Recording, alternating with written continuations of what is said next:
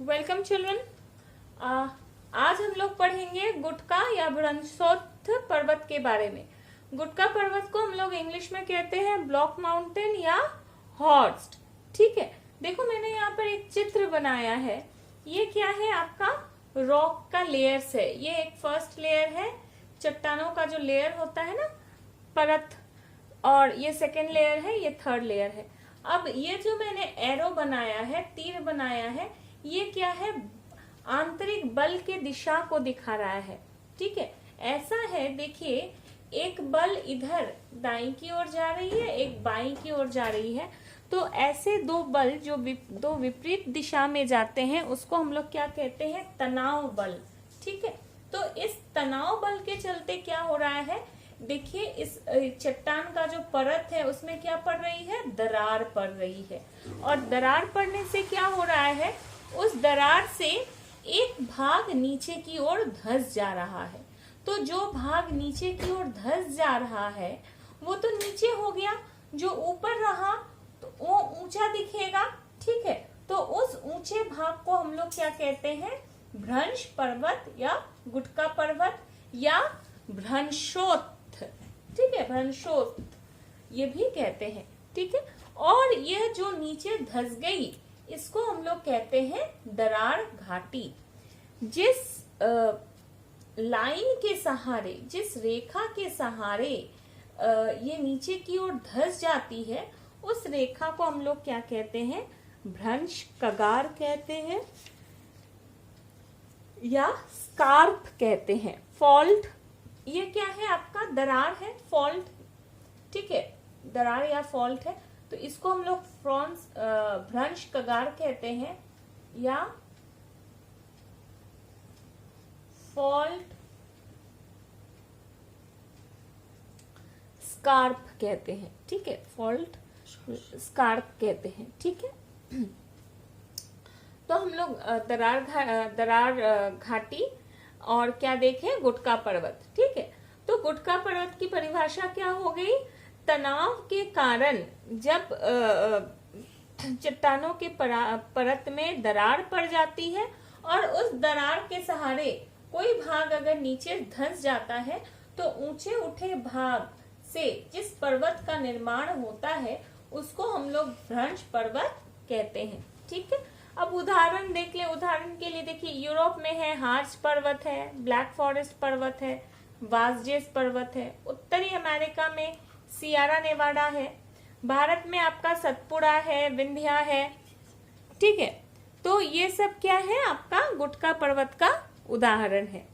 अच्छा, गुटका पर्वत की विशेषताएं क्या है, तो भाई गुटका पर्वत की विशेषताएं क्या है कि ये मोड़दार पर्वतों की अपेक्षा छोटे होते हैं, इनकी ऊंचाई बहुत अधिक नहीं होती है और इनका निर्माण जो है अधिकतर पठारी क्षेत्रों में होता है। जैसे आप छोटानागपुर के पठारों में चले जाइए, हाँ वहाँ पे छोटे छोटे आप गुटका पर्वत देख पाएंगे। या जैसे पंचमढ़ी का क्षेत्र है मध्य प्रदेश का, वहाँ पर आपका देखिए ये है, सतपुड़ा है, विंध्या है। ठीक है, राजमहल की पहाड़ियाँ हैं, ये सारे आपके क्या है, गुटका पर्वत के उदाहरण है। और तीसरी विशेषता क्या है कि इनका निर्माण किस कारण से होता है, तनाव बल के कारण होता है।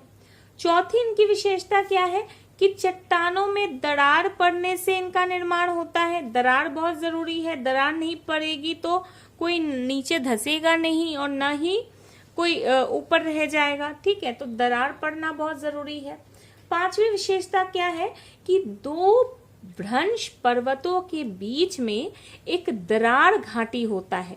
ठीक है, ये तो जाहिर सी बात है भाई, दो भाग अगर ऊपर नीचे अगर धंस जाएगा कोई भाग तो उसका दोनों किनारा तो उठा हुआ रहेगा ही, और उठा हुआ किनारा क्या है, आपका पर्वत कहलाएगा, और जो भाग नीचे धंस गई वो आपकी दरार घाटी कहलाएगी।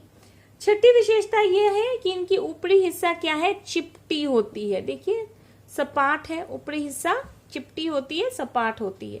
ठीक है, तो हम लोग दरार पर्वत या भ्रंश पर्वत या गुटका पर्वत के बारे में जान लिए।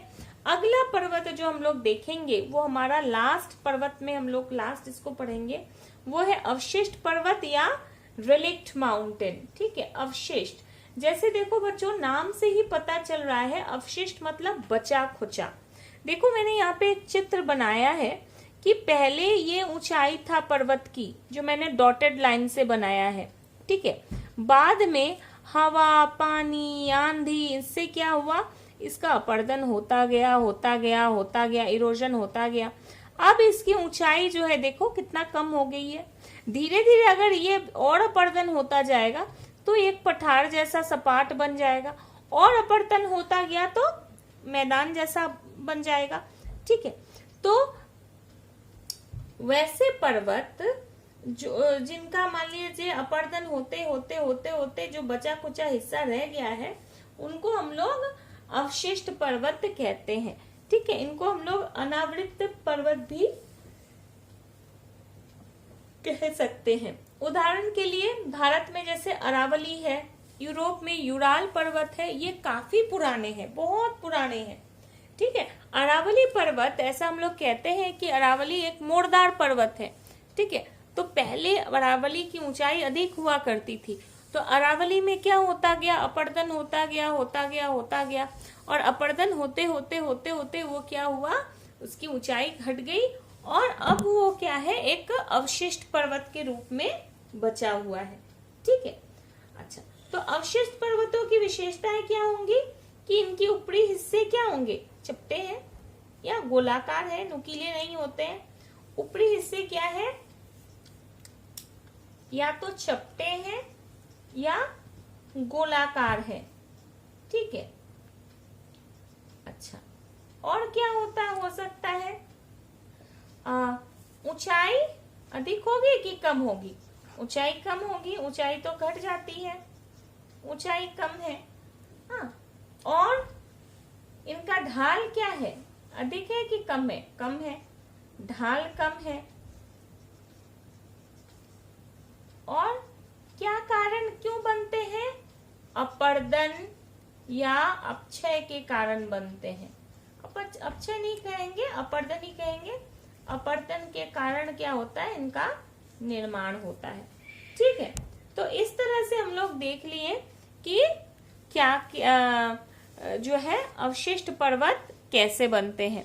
अब हम लोग थोड़े से एकदम शॉर्ट में थोड़ा डिस्कस कर लें कि पर्वतों का क्या महत्व है, ठीक है। हम लोग इसके पहले वीडियो में हम लोग आपका मोड़दार पर्वत के बारे में पढ़े हैं, उसके बाद हम लोग ज्वालामुखी पर्वत के बारे में पढ़े, ठीक है। उसके बाद अभी हम लोग किसके बारे में पढ़े, हम लोग गुटका पर्वत के बारे में पढ़े, और हम लोग किसके बारे में पढ़े, हम लोग रेलिक्ट माउंटेन या अवशिष्ट पर्वत के बारे में पढ़े, ठीक है। अभी हम लोग जो देखेंगे वो देखेंगे कि पर्वतों का क्या महत्व है, पर्वतों का महत्व। तो भाई पर्वतों का क्या महत्व है, सबसे पहला जो पर्वतों का महत्व है वो क्या है कि पर्वत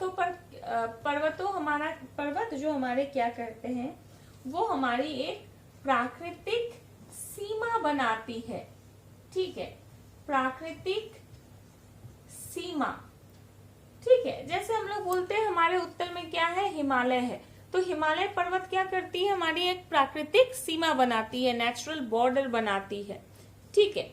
और उसके बाद हमें क्या प्रदान करती है, सुरक्षा प्रदान करती है कि नहीं। मैदानी भूमि होंगी तो कोई भी जो हम पर आक्रमण करेगा तुरंत भाई सब चीज लेके पहुंच जाएगा, लेकिन अगर पर्वत रहेगा तो उसको उसके ऊपर चढ़ाई करने में उसको दिक्कत होगी, ठीक है।